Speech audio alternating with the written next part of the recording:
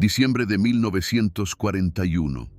A las afueras de Moscú, el aceite de los tanques alemanes se ha solidificado dentro de los motores. Los caballos que tiran de la artillería caen muertos en la nieve y nadie tiene fuerzas para moverlos. Los soldados llevan el mismo uniforme de verano que cruzó la frontera soviética en junio, y las bajas por congelación superan en algunos sectores a las bajas por fuego enemigo. Durante décadas, esa imagen se convirtió en la explicación. El invierno ruso derrotó a Hitler. El general Invierno hizo lo que ningún ejército del mundo había podido hacer. Es una historia limpia, casi poética, y tiene un único problema. Es incompleta hasta el punto de ser una mentira. Porque el ejército alemán no llegó a Moscú en diciembre de 1941 en perfectas condiciones para luego ser destruido por el frío. Llegó destruido, agotado, roto por dentro. Y el frío fue el último empujón a algo que ya se estaba cayendo desde mucho antes de que cayera el primer copo de nieve. Hoy en Beligerante vamos a desmontar el mito más cómodo de la Segunda Guerra Mundial. No para defender a la Wehrmacht ni para restarle mérito al Ejército Rojo, sino para entender qué pasó realmente. Porque la verdad es más interesante, más técnica y considerablemente más brutal que cualquier mito. La mentira del general Invierno. Hay una manera fácil de perder una guerra y hay una manera técnica de perderla. La manera fácil es decir que el clima te venció, que la naturaleza conspiró contra ti, que ningún ejército humano podría haber resistido 40 grados bajo cero. Es una explicación que tiene la ventaja de no señalar a nadie en particular, de distribuir la responsabilidad entre los elementos y de dejar intacta la reputación de los generales que tomaron las decisiones que condujeron al desastre. La manera técnica de entender la derrota alemana en el frente oriental es considerablemente más incómoda. Requiere mirar los números de producción industrial, los cálculos logísticos que nadie hizo con suficiente rigor antes de junio de 1941. Las decisiones de equipamiento que priorizaron la velocidad sobre la sostenibilidad y la ideología sobre la realidad. Requiere entender que el invierno no creó los problemas del ejército alemán, los expuso, y hay una diferencia enorme entre las dos cosas. Para entender por qué Alemania perdió en Rusia, hay que empezar exactamente donde la mayoría de los relatos no empiezan. En los despachos de planificación del alto mando alemán, en los meses anteriores al inicio de la Operación Barbarroja, donde un conjunto de asunciones erróneas se fueron acumulando sobre otras asunciones erróneas, hasta construir un edificio de ficción estratégica que la realidad del frente oriental se encargaría de demoler con una precisión implacable. La primera y más fundamental de esas asunciones era la duración. El plan alemán para la invasión de la Unión Soviética estaba construido sobre la convicción de que la campaña duraría entre 8 y 12 semanas. No era una estimación improvisada ni una ocurrencia de Hitler. Era la conclusión de un análisis del Estado Mayor que evaluaba la capacidad de resistencia soviética en función de los precedentes de Polonia y Francia. Aplicaba los ratios de destrucción demostrados en esas campañas a los ejércitos soviéticos y llegaba a la conclusión de que el Ejército Rojo, decapitado por las purgas de Stalin y sorprendido por un ataque de una escala sin precedentes, colapsaría antes de que llegara el otoño. El problema con ese análisis era que era correcto en algunos aspectos y catastrófico en los que más importaban. Sí, el Ejército Rojo estaba en crisis institucional por las purgas. Sí, fue sorprendido en condiciones tácticas deplorables. Sí, sufrió en los primeros meses pérdidas que habrían destruido cualquier otro ejército del mundo. Pero el análisis alemán no había incorporado de manera adecuada una variable que los números de división y tanques no capturan: la profundidad estratégica y la voluntad de resistencia de un Estado que llevaba décadas preparándose para exactamente ese tipo de guerra existencial. Cuando la planificación de Barbarroja se trasladó a los departamentos de logística, las consecuencias de esa asunción de 8 semanas se volvieron concretas y fatales. Si la campaña duraría 8 semanas, el abastecimiento necesario era el correspondiente a 8 semanas de operaciones intensivas. Si la resistencia soviética colapsaría antes del otoño, no había necesidad de planificar equipamiento de invierno, porque en invierno la guerra ya habría terminado. Si los ejércitos avanzarían hasta el Volga y los Urales en el verano, las líneas de suministro que había que sostener eran las del avance rápido, no las de una campaña estacionaria en posiciones permanentes durante meses. Cada una de esas decisiones logísticas, tomada de manera individual, tenía una lógica interna coherente con la asunción de partida. Tomadas en conjunto, construyeron el sistema de suministro más frágil que un ejército moderno haya desplegado en una campaña de esa escala. Y cuando la asunción de partida resultó ser falsa, todo lo que se había construido sobre ella se rompió con una velocidad que dejó a los planificadores sin respuestas para los problemas que llegaban más rápido de lo que podían ser procesados. El problema del ancho de vía ferroviario es uno de esos detalles técnicos que los libros de historia a menudo mencionan como anécdota y que en realidad era una catástrofe logística de primer orden. Los ferrocarriles soviéticos funcionaban con un ancho de vía diferente al europeo estándar. Cuando el avance alemán capturaba territorio, capturaba también infraestructura ferroviaria que no podía ser usada directamente por los trenes alemanes.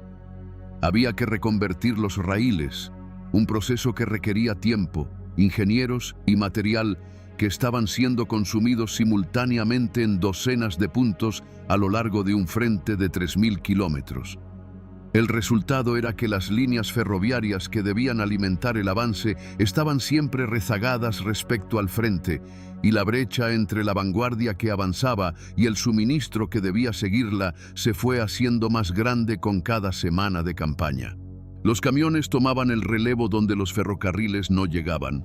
Pero los camiones de 1941 no estaban diseñados para los caminos soviéticos, que en muchos sectores no eran caminos en ningún sentido moderno del término, sino senderos de tierra que con las lluvias de otoño se convertían en ríos de barro capaces de inmovilizar completamente el tráfico motorizado.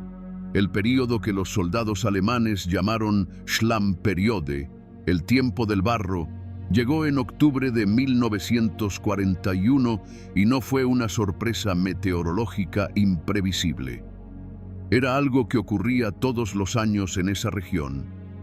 El hecho de que el ejército alemán no tuviera una respuesta logística preparada para ello dice todo lo necesario sobre la calidad del proceso de planificación que había precedido a la campaña. El sargento Hans Joachim Röll, que servía en una unidad de transporte motorizado del Grupo de Ejércitos Centro, escribió en octubre de 1941 una descripción del barro soviético que sus superiores probablemente habrían preferido no leer. Los camiones se hunden hasta los ejes en lo que ayer era un camino y hoy es un pantano. No hay manera de sacarlos sin otro vehículo, y ese vehículo también se hunde si no tienes cuidado. Llevamos 3 días intentando mover un convoy de suministros que en condiciones normales haría el trayecto en 4 horas. Hemos avanzado 17 kilómetros.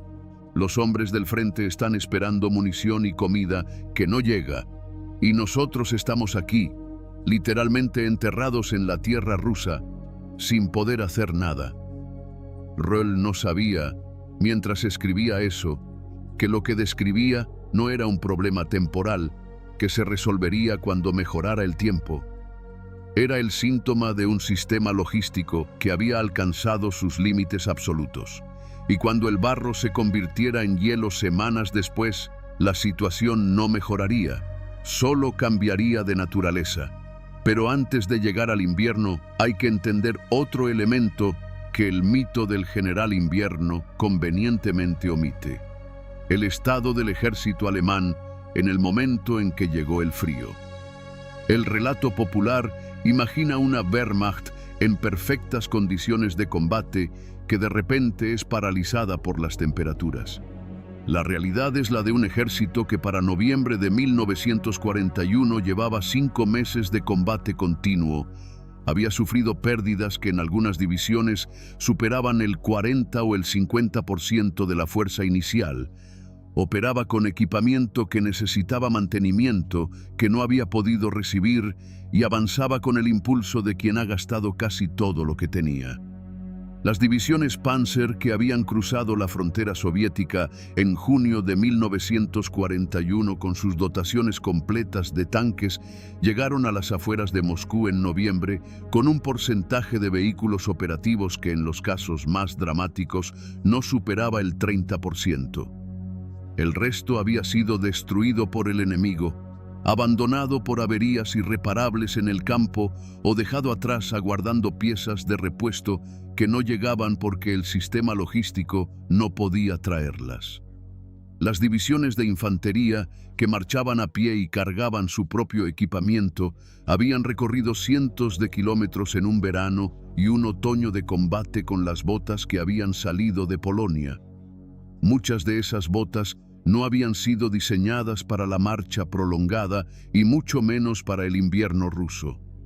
El general Heinz Guderian, quizás el oficial blindado más capaz de toda la Wehrmacht, escribió en noviembre de 1941 una evaluación de la situación real de sus fuerzas que circuló por el Estado Mayor alemán con el efecto de una bomba. Sus divisiones Panzer no tenían más del 35% de sus tanques operativos. Su infantería estaba agotada, sus líneas de suministro estaban al límite, y sin embargo recibía órdenes de continuar avanzando hacia Moscú. «Lo que se nos pide», escribió Guderian en un memorándum que sus superiores encontraron inconvenientemente honesto, «supone una exigencia sobre hombres y materiales que ya están operando en el límite de lo posible. El límite no es el frío.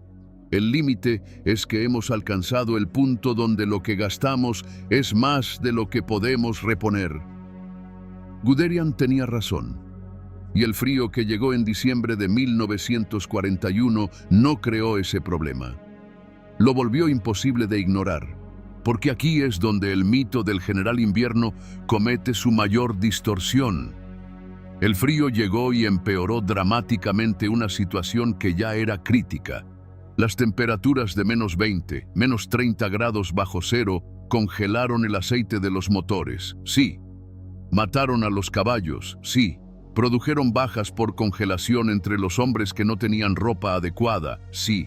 Todo eso es real y documentado. Pero ninguna de esas cosas habría sido decisiva en un ejército que hubiera llegado al invierno con sus reservas de equipamiento intactas, con sus líneas de suministro funcionando y con la posibilidad real de reponer lo que se perdía. El problema era que ese ejército no existía en el frente oriental en diciembre de 1941. Lo que existía era la cáscara de lo que había salido de Polonia en junio, sostenida por el impulso y la disciplina, pero sin el fondo material que habría hecho posible continuar.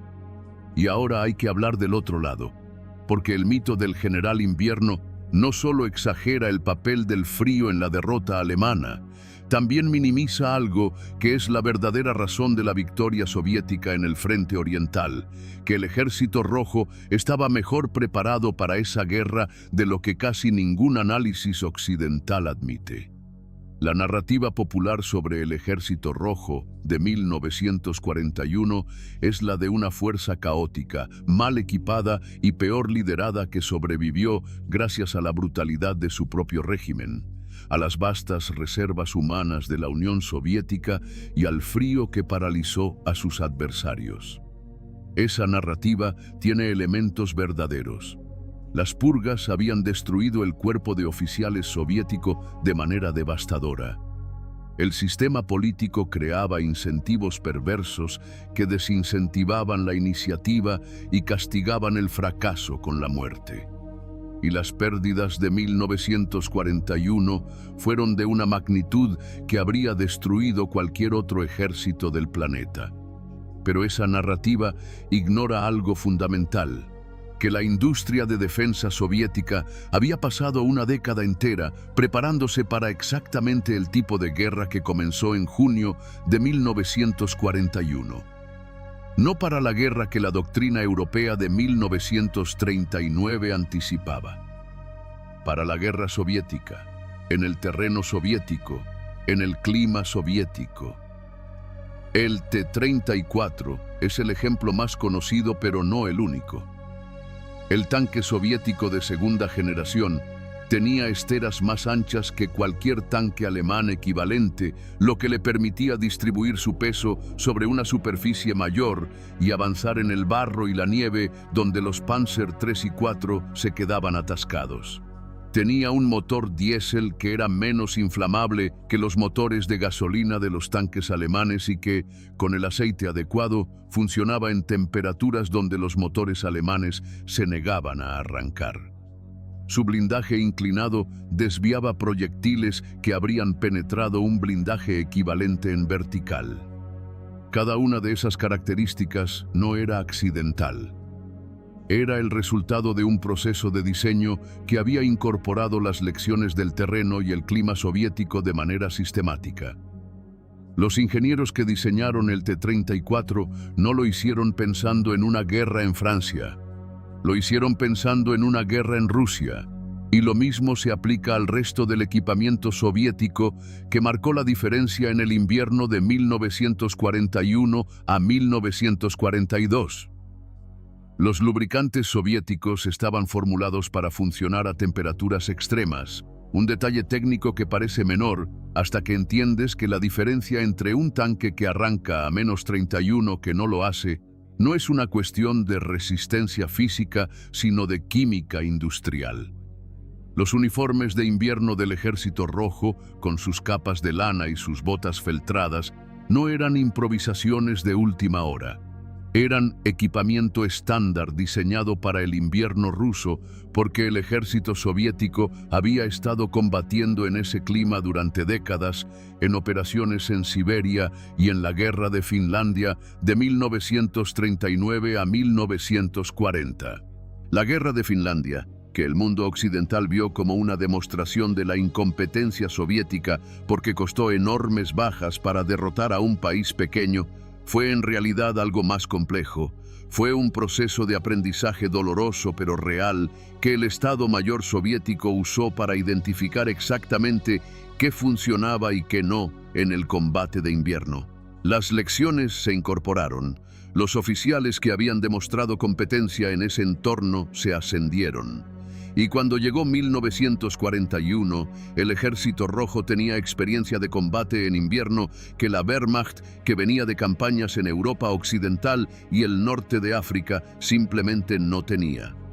El teniente coronel Afanasi Beloborodov, que comandaba una división de fusileros siberiana que fue transferida desde el lejano oriente a los frentes del oeste en noviembre de 1941, describió en sus memorias el estado de sus tropas en el momento de llegar al frente de Moscú.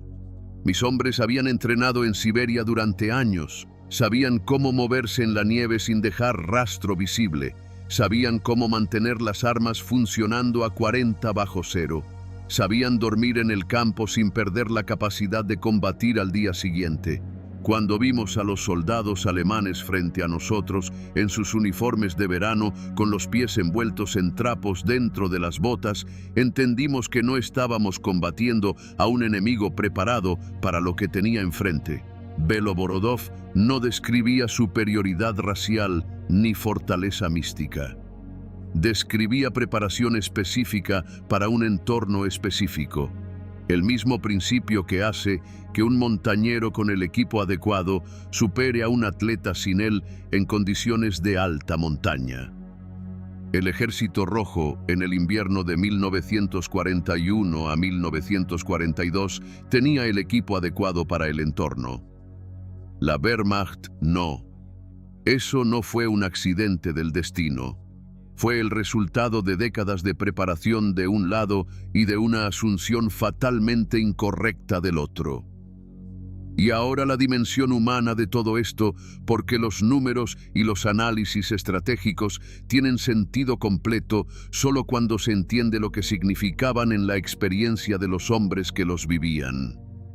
El soldado Willy Kubik, que servía en el Regimiento de Infantería 18 del Grupo de Ejércitos Centro, escribió en su diario en diciembre de 1941 una descripción que sus familiares conservaron y que un historiador alemán publicó décadas después.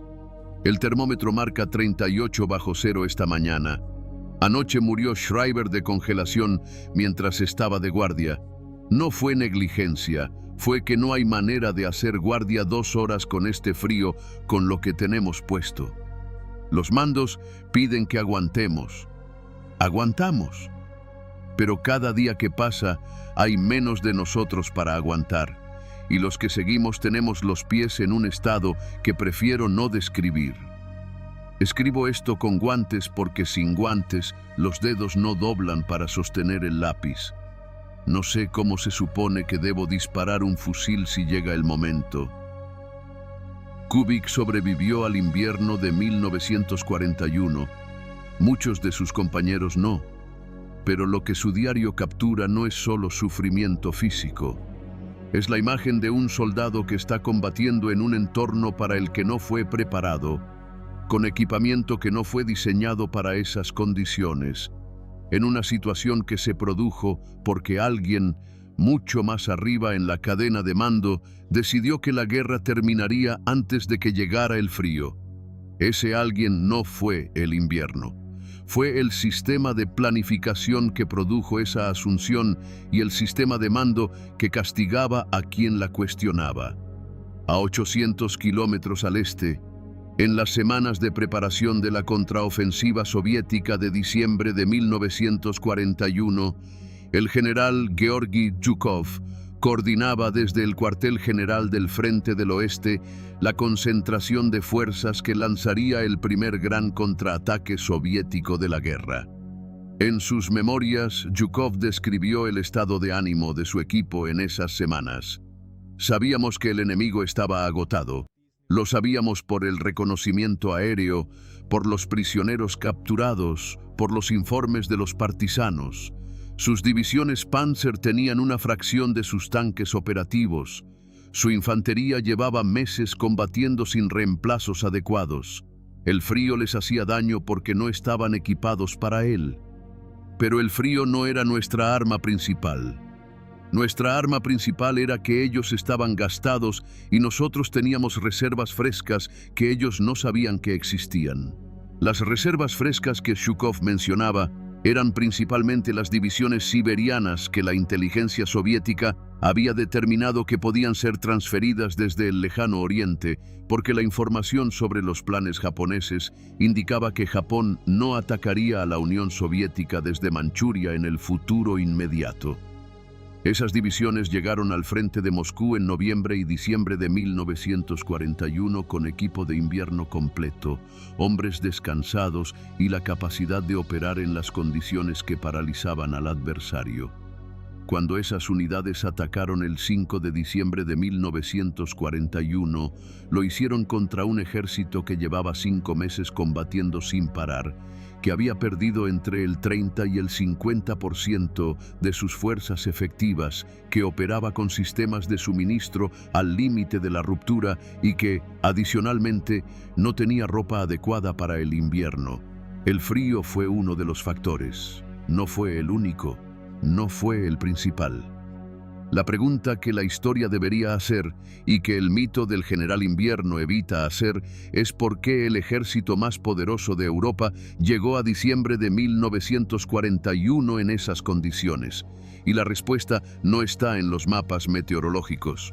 Está en los despachos de planificación de Berlín, donde en la primavera de 1941 se tomaron decisiones basadas en asunciones que nadie con suficiente rango se atrevió a cuestionar públicamente y que resultaron ser falsas en casi todos los aspectos que importaban.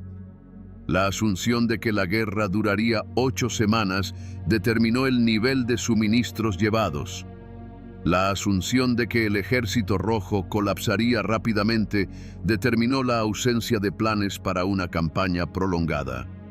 La asunción de que las operaciones terminarían antes del otoño eliminó del plan cualquier consideración seria sobre el equipamiento de invierno. Y la asunción de que el sistema ferroviario soviético podría ser adaptado y usado rápidamente determinó el diseño de un sistema logístico que dependía de una infraestructura que no estuvo disponible en los tiempos que el plan requería. Cada una de esas asunciones fue cuestionada, en mayor o menor grado, por algún oficial de Estado Mayor antes del inicio de la campaña. Ninguna de esas dudas llegó a modificar el plan de manera sustancial. El sistema de mando nazi, donde contradecir la visión dominante tenía consecuencias que los oficiales prudentes preferían evitar, filtró las advertencias antes de que pudieran influir en las decisiones. Y luego está la cuestión de las Wunderwaffe, las armas maravillosas. Porque una de las ironías más reveladoras de la estrategia alemana en la Segunda Guerra es que en el momento en que la Wehrmacht más necesitaba inversión en logística, en camiones, en infraestructura ferroviaria, en lubricantes para temperaturas extremas y en ropa de invierno, los recursos de la industria de defensa alemana estaban siendo canalizados hacia proyectos que prometían cambiar la guerra con un golpe tecnológico decisivo. El Panther, el Tiger, el Ferdinand, los cohetes V1 y V2, el reactor a chorro. Todos esos programas consumieron recursos de ingeniería, materiales estratégicos y capacidad industrial que en un esquema diferente de prioridades habrían podido producir 10.000 camiones adicionales o equipamiento de invierno para 3 millones de soldados. La elección no fue inocente ni inevitable. Fue el resultado de una doctrina que priorizaba el golpe decisivo tecnológico sobre la sostenibilidad logística, que prefería el arma espectacular sobre el suministro competente. El economista e historiador Adam Tooze, en su análisis de la economía de guerra alemana, documentó con precisión cuánto de la producción industrial alemana fue a programas de desarrollo de armas de alta tecnología en los años en que los soldados del Frente Oriental pedían botas de invierno y aceite que no se congelara. Los números son reveladores, no porque sugieran que las Wunderwaffe eran inútiles, sino porque muestran que las prioridades de asignación de recursos reflejaban una teoría de la victoria que era incompatible con el tipo de guerra que Alemania estaba combatiendo realmente. El Ejército Rojo, en contraste, tomó una decisión de producción que la historia ha validado de manera contundente: producir en cantidad equipamiento probado y fiable en lugar de desarrollar equipamiento sofisticado en cantidades limitadas. El T-34 no era el tanque más avanzado de la guerra en todos los aspectos técnicos. Tenía deficiencias reales en comunicaciones, en visibilidad para el comandante y en coordinación táctica. Pero se producía en decenas de miles de unidades, funcionaba en el frío y era lo suficientemente bueno para derrotar a tanques técnicamente superiores en menor número. La cantidad tiene una calidad propia, como alguien dijo en algún momento, y el Frente Oriental fue la demostración más brutal de esa máxima. Para el invierno de 1941 a 1942, la brecha entre lo que Alemania necesitaba para ganar la guerra que estaba combatiendo y lo que había preparado para la guerra que creía que iba a combatir era ya irreparable. No porque el invierno la hubiera creado, sino porque el invierno la hizo visible de una manera que ya no podía ser ignorada ni por el mando alemán ni por los observadores externos. El general Invierno no derrotó a la Wehrmacht. La Wehrmacht Llegó al invierno ya derrotada en los aspectos que determinan el resultado de una guerra moderna: la logística, la sostenibilidad, la capacidad de reponer pérdidas a un ritmo comparable al que se producían y la preparación específica para el entorno de combate. El frío fue el catalizador que hizo que todos esos problemas acumulados se manifestaran al mismo tiempo en su versión más aguda. Pero eliminar el frío del escenario de 1941 a 1942 no habría salvado a la Wehrmacht. Solo habría cambiado la forma específica en que su situación se hizo insostenible. El soldado Kubik, que sobrevivió el invierno en las afueras de Moscú, escribió en enero de 1942, cuando las temperaturas empezaban a subir ligeramente, algo que captura esta realidad con la precisión involuntaria de quien la vivió sin los filtros del análisis académico. El frío está cediendo un poco, pero nosotros no estamos mejor. Los que murieron de frío están tan muertos como los que murieron de bala. Y los que seguimos vivos, seguimos sin munición suficiente, sin comida suficiente y sin saber qué pasará la semana que viene. El frío era un problema, pero el frío no era el problema. Tenía razón. Y esa distinción entre un problema y el problema es exactamente lo que el mito del general invierno lleva 80 años borrando.